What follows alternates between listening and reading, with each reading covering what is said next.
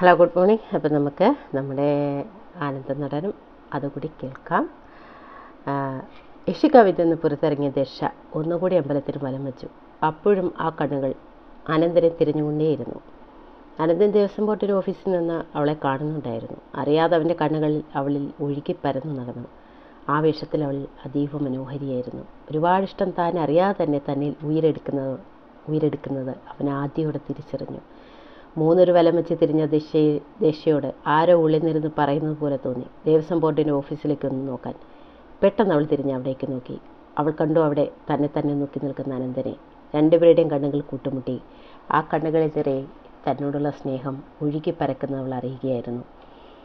പെട്ടെന്ന് അനന്തൻ കണ്ണുകൾ പിന്നിച്ചു. അവൻ തന്നോട് തന്നെ ചോദിച്ചു, അച്ഛേ, എന്തു പറ്റി എനിക്ക്? അവിടെ ചുണ്ടിൽ ഒരു നനുത്ത പുഞ്ചിരി വിടർന്നു. അവൾ മുന്നോട്ട് നടന്നു എന്ന് കാറിൽ കയറിയിരുന്നിട്ട് അവൾ ദാമോദരനോട് ചോദിച്ചു, അപ്പം ഞാനൊരു കാര്യം ചോദിച്ചാൽ വഴക്ക് പറയുമോ? സ്വന്തം അച്ഛനോട് പറയാത്ത കാര്യം പോലും ദശ ദാമോദരനോട് പറയും. അത്രയ്ക്ക് ഇഷ്ടമാണ് അപ്പേ അവൾക്ക്. ആഹാ, എന്താ തമ്പുരാട്ടിക്കുട്ടി ഇപ്പോൾ പറയാൻ പോകുന്നത്? പറഞ്ഞിട്ടെ, ഞാൻ കേൾക്കട്ടെ, എന്നിട്ട് പറയാം. അച്ഛൻ, എനിക്കൊരാളെ ഇഷ്ടമാണ്. ആഹാ, അതാര്? അവൾ പെട്ടെന്ന് ദേവസ്വം ബോർഡിൻ്റെ ഓഫീസിൽ നിന്ന് അവന് നേരെ വിരൽ ചൂണ്ടി. ദാമോദരൻ ചേട്ടൻ ഞെട്ടിപ്പോയി. മോളെ, അത് നമ്മുടെ രാഘവൻ്റെ മോനല്ലേ? അത് വേണ മോളെ. അച്ഛനറിഞ്ഞാൽ മോൾക്കറിയാമല്ലോ അച്ഛൻ്റെ സ്വഭാവം. ഇല്ലച്ചേ, എനിക്ക് യക്ഷിയമ്മ തന്നതാണ് അനന്തേട്ടനെ. എനിക്ക് വേണം ഏട്ടനെ. ഞാൻ അച്ഛനെ പറഞ്ഞ് സമ്മതിപ്പിക്കും. അവൾ ഒരുപാട് പ്രതീക്ഷയോടെ അങ്ങനെ പറഞ്ഞപ്പോൾ തിരിച്ചൊന്നും പറയാൻ ദാമോദരന് തോന്നിയില്ല. അവളെ വിഷമിപ്പിക്കുന്നത് ദാമോദരന് ഇഷ്ടമല്ല. പക്ഷേ ഉള്ളിൽ ഒരു വല്ലാത്ത ഭയം വിങ്ങുന്നത് അയാൾ അറിഞ്ഞു. ഭഗവാനെ, എൻ്റെ തമ്പുരാട്ടിക്കുട്ടിക്ക് നല്ല ബുദ്ധി കൊടുക്കണേ. അയാൾ ഉള്ളറിഞ്ഞ് ഭഗവാനെ വിളിച്ചു. പിന്നെ ആ യാത്രയിലുടനീളം ദാമോദരൻ നിശബ്ദനായിരുന്നു. ദക്ഷ അനന്തൻ്റെ ഓർമ്മകളിൽ തന്നെ മറന്നിരിക്കുകയായിരുന്നു. ആ മുഖം ഓരോ നിമിഷം കഴിയും തോറും അവളിൽ ആഴത്തിൽ പതിഞ്ഞുകൊണ്ടേയിരുന്നു. അവളെ വീട്ടിന് മുമ്പിലിറക്കി ചിന്താഗ്രസ്തനായിട്ടിരിക്കുന്ന ദാമോദരൻ്റെ അരികിലേക്ക് രുദ്രമഹാദേവർ എത്തി. താൻ അടുത്ത് വന്നിട്ട് അതുപോലും അറിയാതെയുള്ള ആ ഇരിപ്പിൽ രുദ്രൻ എന്തോ പന്തികേട് തോന്നി. ദാമോദരേട്ടാ, ഒറ്റ വിളിയെ ദാമോദരൻ ചിന്തയിൽ നിന്നുണർന്നു. നിനക്കെന്തു പറ്റി? നീ ഈ ലോകത്തൊന്നും അല്ലല്ലോ. വീട്ടിൽ എന്തെങ്കിലും പ്രശ്നമുണ്ടോ? ഇല്ല. പെട്ടെന്ന് ആ ചോദ്യത്തെ ദാമോദരൻ പതറിപ്പോയിരുന്നു. ശരിയെന്ന് പറഞ്ഞ് വണ്ടിയിൽ കയറി രുദ്രമഹാദേവർ. അപ്പോഴും എന്തൊക്കെയോ ചിന്തകളിൽ പെട്ടുവിടലുന്ന മനസ്സുമായിട്ട് ദാമോദരൻ അങ്ങനെയിരുന്നു. കാരണം അയാൾക്ക് അത്രയേറെ പ്രിയപ്പെട്ടതാണ് ദശ. അവൾ വിഷമിക്കുന്നത് കാണാൻ വയ്യ. ഈ ബന്ധം ഒരിക്കലും രുദ്രമഹാദേവർ അംഗീകരിക്കില്ലെന്ന് ദാമോദരനറിയാം. അനന്തനെ ഒന്ന് പോയി കണ്ട് സംസാരിക്കണം, ദാമോദരൻ അപ്പോൾ തന്നെ മനസ്സിലുറപ്പിച്ചു. പിറ്റേന്ന് രാവിലെ മീനുട്ടി വന്ന് അനന്തനോട് ആരോ കാണാൻ വന്നിട്ടുണ്ടെന്ന് പറഞ്ഞത് കേട്ട് അനന്തൻ ഇറങ്ങി വന്നു. മുന്നിൽ നിൽക്കുന്ന ആളെ കണ്ടപ്പോൾ അവൻ മനസ്സിലോർത്തു, ഇത് ദശയുടെ വീട്ടിലെ ഡ്രൈവറാണല്ലോ. എന്താ ചേട്ടാ ഇവിടെ? ചേട്ടൻ എന്താ ഇവിടെ കാര്യം? ഞാൻ മോനെ ഒന്ന് കാണാൻ വന്നതാ. എന്നെയോ? എന്താ ചേട്ടാ കാര്യം? അവന് അതിശയമായി. അയാൾ അവൻ്റെ രണ്ട് കൈകളും കൂട്ടിപ്പിടിച്ചിട്ട് പറഞ്ഞു, എൻ്റെ ദശമുള്ളൊരു പാവമാണ്. അതിനെ വേദനിപ്പിക്കരുത്. ആ കുട്ടിയുടെ മനസ്സിൽ എന്തൊക്കെയോ മോനെപ്പറ്റി ഉണ്ട്. മോൻ ദയവായി അതിനൊന്നും കൂട്ടുനിൽക്കരുത്. മോൻ കരുതുന്ന പോലെയല്ല രുദ്രമഹാദേവർ. അദ്ദേഹം ഇതൊക്കെ അറിഞ്ഞ മോൻ്റെ ജീവന് തന്നെ ആപത്തായി മാറും. അയാളുടെ വാക്കുകളിൽ ഭയത്തോടൊപ്പം വല്ലാത്ത ദൈന്യതയും നിറഞ്ഞിരുന്നു. അവൻ ദാമോദരൻ്റെ ദൈന്യത നിറഞ്ഞ മുഖത്തേക്ക് ഉറ്റുനോക്കിയിട്ട് പറഞ്ഞു, ഞാൻ ചേട്ടന് വാക്ക് തരുന്നു, ഞാനായിട്ട് ദശയെ കരയിപ്പിക്കില്ല. ഒരിക്കലും ഞാൻ കാരണം ആ കുട്ടിക്ക് ഒരു ബുദ്ധിമുട്ടും ഉണ്ടാവില്ല. അവൻ ആ വാക്ക് കൊടുത്ത സമയത്ത് തന്നെ യക്ഷിക്കാവിലെ തെളിഞ്ഞ് കത്തിക്കുന്ന വിളക്കുകൾ കാറ്റിലൊരിഞ്ഞ് കെട്ടുപോയി. യക്ഷിക്കാവ് ഇരുട്ട് ഘനീഭവിച്ച അവസ്ഥയിലേക്ക് മാറി. അവിടെ നിന്ന് തിരിഞ്ഞു നടക്കുമ്പോൾ ദാമോദരൻ്റെ മനസ്സ് നിറയെ സന്തോഷം മാത്രമായിരുന്നു. ഇവനൊരു ആൺകുട്ടിയാണെന്ന് തോന്നുന്നു. തന്നോട് പറഞ്ഞ വാക്ക് പാലിക്കാതിരിക്കാൻ തന്നിൽ നിന്ന് പറഞ്ഞ വാക്ക് എന്തായാലും അവൻ പാലിക്കാതിരിക്കില്ല. തന്നിൽ നിന്ന് നടന്നകലുന്ന ആ മനുഷ്യനെ നോക്കി നിന്നപ്പോൾ എന്തുകൊണ്ടാണെന്ന് അറിയത്തില്ല, അനന്തൻ്റെ ഉള്ളിൽ നിറയെ വല്ലാതെ സങ്കടം വന്നു നിറഞ്ഞു. അതെന്തിനെന്ന് അവൻ തന്നോട് തന്നെ ചോദിച്ചു. അപ്പോൾ അവൻ തിരിച്ചറിഞ്ഞൊരു സത്യമുണ്ട്. താൻ ദശയെ ഇഷ്ടപ്പെടുന്നു, സ്നേഹിക്കുന്നു. അതാണ് അങ്ങനെ ഒരു വാക്ക് കൊടുത്തപ്പോൾ തൻ്റെ ഉള്ള പിടഞ്ഞതെന്ന് അവന് മനസ്സിലായി.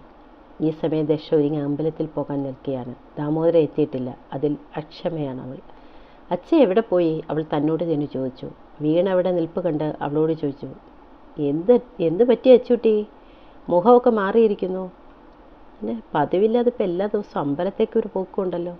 സാധാരണ അമ്പലത്തിൽ പോകാൻ വിളിച്ചാൽ മടിയുള്ള ആളാണല്ലോ, ഇപ്പം എന്തു പറ്റി?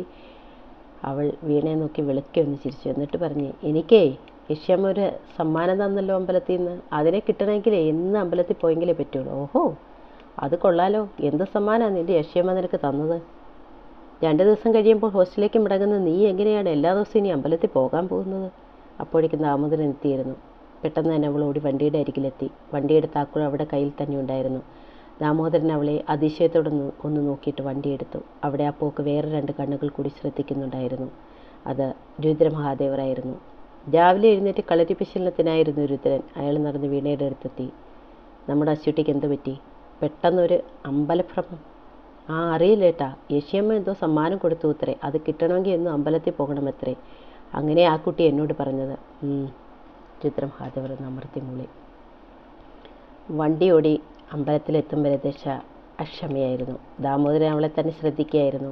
വണ്ടി അമ്പലമുറ്റത്തെത്തിയതും ഓടിയിറങ്ങി അവൾ അമ്പല കവാടം കടന്ന് ഉള്ളിൽ മറിഞ്ഞു.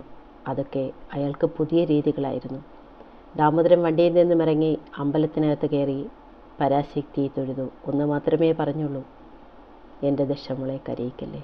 ഒരുപാട് പാവമാണ് കുട്ടി. എൻ്റെ കയ്യിൽ കടന്നു വളർന്ന എൻ്റെ പൊന്നുമകൾ. അവിടെ കണ്ണീർ കാണാൻ വയ്യ. ദശ കണ്ണടച്ചു പിടിച്ചു. ശ്രീകോവിലിന് മുമ്പിൽ നിന്ന് ശിവഭഗവാനോട് ഒന്ന് മാത്രമാണ് അവളുടെ ആവശ്യം. എൻ്റെ അനന്തേട്ടനെ എനിക്ക് തരണേ, എനിക്ക് തന്നേക്കണേ. ഈ ജന്മത്തിലും അടുത്ത ജന്മത്തിലും എൻ്റെ അനന്തേട്ടനെ എനിക്ക് മാത്രമായിട്ട് തരണേ. അങ്ങനെ ഒരു ഭാഗ്യം എനിക്ക് തന്നേക്കണേ. ആരുടെ പ്രാർത്ഥന ദൈവങ്ങൾ ചെവികൊള്ളും. അമ്പലം ചുറ്റി 3 വലം വെച്ച് നേരെ യക്ഷിക്കാവിലേക്കും അവൾ നടന്നു. അപ്പോഴും അവിടെ കണ്ണുകൾ അനന്തനെ തിരഞ്ഞുകൊണ്ടേയിരുന്നു. യക്ഷിക്കാവിലെത്തി പ്രാർത്ഥിച്ച് യക്ഷിക്കാവ് ദീപങ്ങൾ കൊണ്ട് അലങ്കരിച്ചിരിക്കുന്നു. അവിടെ കണ്ണുകൾ എല്ലായിടത്തും അനന്തനെ തിരിഞ്ഞുകൊണ്ടേയിരുന്നു. എങ്ങും അനന്തനെ കണ്ടില്ല. അവിടെ മുഖം വല്ലാതെ വാടി. മനസ്സ് വല്ലാതെ സങ്കടപ്പെടുന്നവൾ അറിഞ്ഞു. അപ്പോൾ കാലിൽ തണുപ്പ് അനുഭവപ്പെട്ടത് അറിഞ്ഞു. അവൾ കുനിഞ്ഞ് കൈ താഴ്ത്തി കൊടുത്തു. വെള്ളിസർപ്പം ഇഴഞ്ഞ് അവിടെ കയ്യിൽ കയറി. 2 പേരും കുറേയേറെ നേരം അവിടെ സംസാരിച്ചു നിന്നു. അവിടെ നിന്നിറങ്ങുമ്പോൾ അവിടെ മനസ്സ് നൊമ്പരമാറി സന്തോഷം കൊണ്ട് നിറഞ്ഞിരുന്നു. അവൾക്കുറപ്പുണ്ട് അവിടെ അനന്തേട്ടൻ അവളിലേക്ക് വരുമെന്ന്. അതെ, നിയതിയുടെ വിഗതികൾ അവൾക്കറിയില്ലല്ലോ. അമ്പലത്തിന് പുറത്തേക്ക് അവൾ നടന്നു വരുന്നതും അവൾ കണ്ടു എതിരെ നടന്നു വരുന്ന അനന്തനെ. അവിടെ കണ്ണുകൾ വിടർന്നു. മനസ്സ് വല്ലാതെ തുടികുട്ടി. ഇതേ അവസ്ഥ തന്നെയായിരുന്നു അനന്തനും. എത്ര ശ്രമിച്ചിട്ടും അനന്തൻ്റെ കണ്ണുകൾ അവളെ തേടി ചെല്ലുക തന്നെ ചെയ്തു.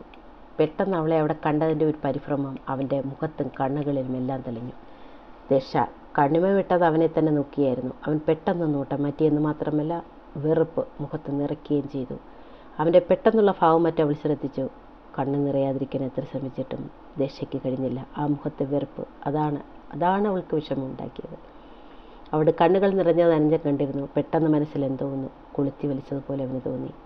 എന്നിട്ടും ഇതൊന്നും തന്നെ ബാധിക്കുന്ന പ്രശ്നമല്ലെന്ന മട്ടിൽ അവൻ മുന്നോട്ട് തന്നെ നടന്നു. അപ്പോൾ അനന്തനെ കൊണ്ട് അത് മാത്രമേ പറ്റുകയുള്ളൂ. അതാണ് ശരിയും. പക്ഷെ അവൻ സ്വയം അറിയുന്നുണ്ടായിരുന്നു, താൻ പോലും അറിയാതെ തൻ്റെ ഉള്ളിൻ്റെ ഉള്ളിൽ ദശ വല്ലാതെ അങ്ങ് കടന്നിരിക്കുന്നു. വണ്ടിയിൽ കടന്നിരുന്നതും ദശയുടെ മുഖം വല്ലാതിരിക്കുന്നതും തൊട്ടു മുൻപിൽ നടന്നതും ദാമോദരൻ കണ്ടിരുന്നു.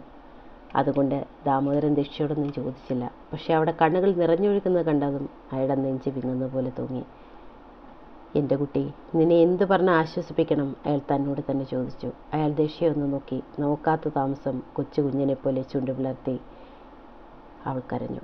അപ്പേ എന്ന് വിളിച്ച് ദാമോദരൻ്റെ നെഞ്ച് കലങ്ങി പിടഞ്ഞുപോയി. കാരണം ദശ അയാൾക്ക് അത്രയേറെ പ്രിയപ്പെട്ടതാണ്. അയാളുടെ കയ്യിൽ കിടന്ന് വളർന്ന പൊന്നുമകളാണ്. ആ സങ്കടം ഇപ്പോൾ എന്തിനാണ് ദക്ഷ സങ്കടപ്പെടുന്നതെന്ന് അങ്ങ് ദാമോദരൻ ചേട്ടനറിയാം. കാരണം ഇപ്പോൾ തൊട്ടു പിന്നിൽ കണ്ട അനന്തൻ്റെ അവഗണനയാണ് അവളെ വേദനിപ്പിക്കുന്നതെന്നറിയാം. അതിന് കാരണം താനാണെന്നോർത്തപ്പോൾ ദാമോദരൻ ചേട്ടന് വിഷമം തോന്നിയെങ്കിലും അനന്തൻ ചെയ്തതാണ് ശരി എന്ന് അയാൾ തന്നോട് തന്നെ പറഞ്ഞുകൊണ്ടേയിരുന്നു. ബാക്കി നമുക്ക് നാളെ കേൾക്കാം. Okay, by.